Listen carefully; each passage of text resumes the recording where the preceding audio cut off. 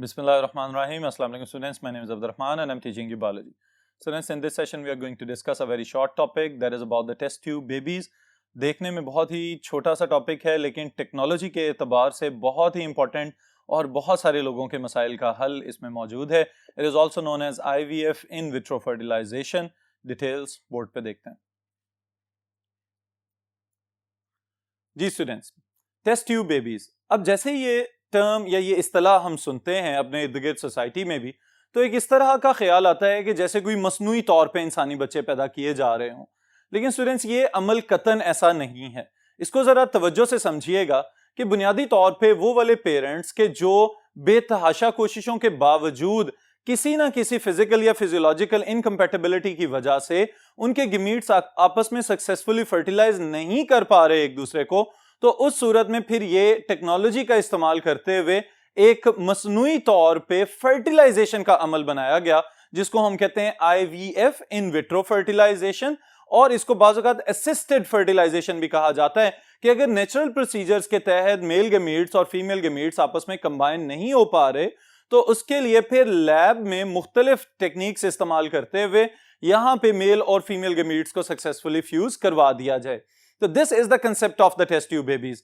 अगर पार्टनर्स खुद से रजामंद हैं इस टेक्निक के लिए तो इट इज कंप्लीटली परमिसिबल, इसकी इजाजत है और इसमें किसी किस्म का कोई सवालिया निशान बाकी नहीं रह जाता. ऑलराइट स्टूडेंट्स, तो हम इसके अंदर सिलेबस के पॉइंट ऑफ व्यू से क्या क्या चीजें समझेंगे इसको भी देख लें वन बाय वन. सबसे पहले नंबर पे स्टूडेंट्स आपको याद होना चाहिए कि फर्टिलाइजेशन का प्रोसेस जो है it is the fusion of the gametes. लेकिन फ्यूजन ऑफ द गमीट्स के लिए the male gametes are the motile gametes, जबकि दूसरी जानिब हम देखते हैं तो फीमेल रिप्रोडक्टिव सिस्टम के अंदर कुछ कंपोनेंट्स हैं that are associated with one another. Ovaries मौजूद हैं एज गोनेड्स, ओविडक्ट्स मौजूद हैं, वो ब्रिज जो ओवरी को कनेक्ट कर रहा है विद द यूटेरस, और फिर यूटेरस वो जगह है जहां पे इम्प्लांटेशन और सक्सेसफुल डेवलपमेंट मुकम्मल की जाती है. लेकिन in case of fertilization which part is most important? तो आपको याद होना चाहिए fallopian tubes. All right, the proximal part of the fallopian tubes is that area where fertilization is mostly done. All right, फिर अब यहां पे समझने वाली बात यह है कि अगर फर्टिलाइजेशन मुकम्मल नहीं हो रही, स्पर्म्स आ रहे हैं लेकिन एग्स के अंदर कोई ना कोई रिसेप्टर्स इस तरह के नहीं बन पा रहे कि जो उस स्पर्म को फौरी तौर पे एक्सेप्ट कर लें, तो हम ये कहेंगे कि यहाँ पे इनकम्पैटिबिलिटी हो रही है, या और भी बहुत सारी वजूहात हो सकती हैं. इसी वजह से दो और टर्म्स इंट्रोड्यूस करवाई जाएंगी यहाँ पे, फर्टिलिटी और इनफर्टिलिटी. यानी वो वाले पेरेंट्स जो गमीट्स भी प्रोड्यूस कर रहे हैं और फिर उसके बाद फर्टिलाइजेशन के काबिल हैं और उनमें सक्सेसफुल फर्टिलाइजेशन हो जाती है, तो हम कहेंगे कि दे आर फर्टाइल. लेकिन बाज़ औक़ात ये भी देखा गया है कि गोनेड्स वगैरह तो मौजूद हैं, गमीट प्रोडक्शन भी हो रही है, लेकिन स्पर्म मोटिलिटी या स्पर्म काउंट कम हो जाती है मेल्स के अंदर. इसी तरह फीमेल्स में जो ओवा पैदा हो रहे हैं वो इनकम्पैटिबल होते हैं, स्पर्म्स के साथ कंपैटिबिलिटी नहीं बना पा रहे होते. तो इन तमाम वजूहात की बुनियाद पे टेक्नोलॉजी पे हमें डिपेंडेंट होना पड़ता है. और हम देखते हैं कि टेक्नोलॉजी में ऐसी कौन सी चीज है जिसके जरिए सक्सेसफुल ये काम हो चुका हुआ है.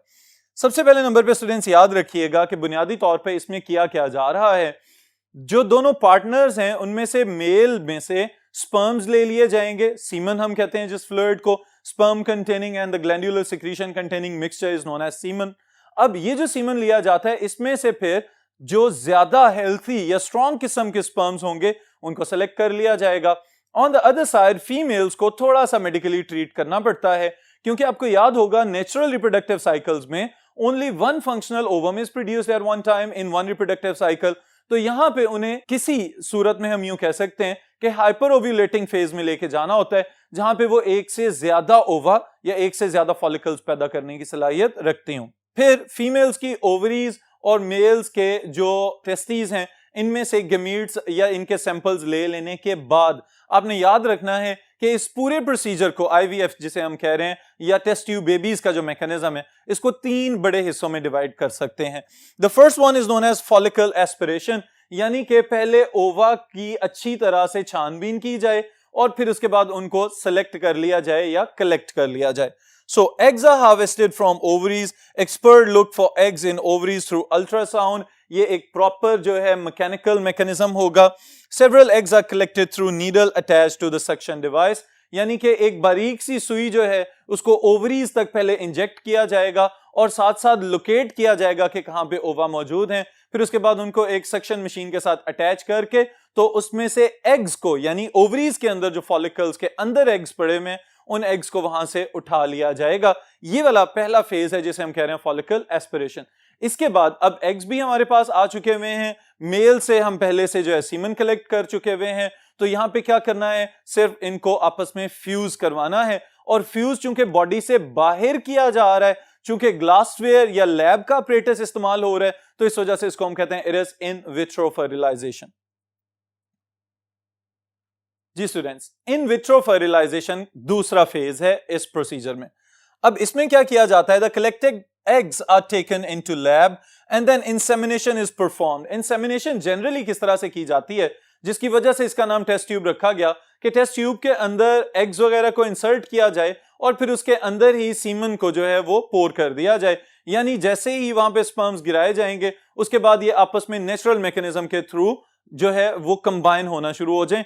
चूंकि ये फर्टिलाइजेशन बाहर अपरेटस में की जा रही है, बॉडी से बाहर जाके की जा रही है, तो इसलिए इसको इन विट्रो कह रहे हैं। लेकिन बाज़ औक़ात ये वाली चीज भी पॉसिबल नहीं लगती, तो फिर इसके लिए एक और अल्टरनेट निकाला गया जिसे हम कहते हैं इंट्रासाइटोप्लाज्मिक स्पर्म इंजेक्शन।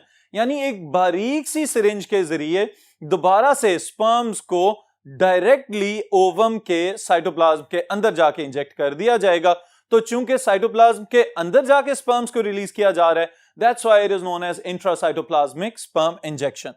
फिर उसके बाद स्टूडेंट्स याद रखें कि इंतजार किया जाएगा कि यहाँ पे जो कैरियोगेमी वगैरह वाला मैकेनिज्म है, यानी न्यूक्लियाई और क्रोमोसोम्स एक दूसरे को एक्सेप्ट कर लें, सक्सेसफुल फर्टिलाइजेशन हो जाए। उसके बाद भी यहाँ तक काम रोका नहीं जाएगा, उस जाइगोट को अंडर ऑब्जर्वेशन रखा जाता है कि क्या इसमें क्लीवेज या सेल डिवीजन का आगाज हो रहा है या नहीं हो रहा।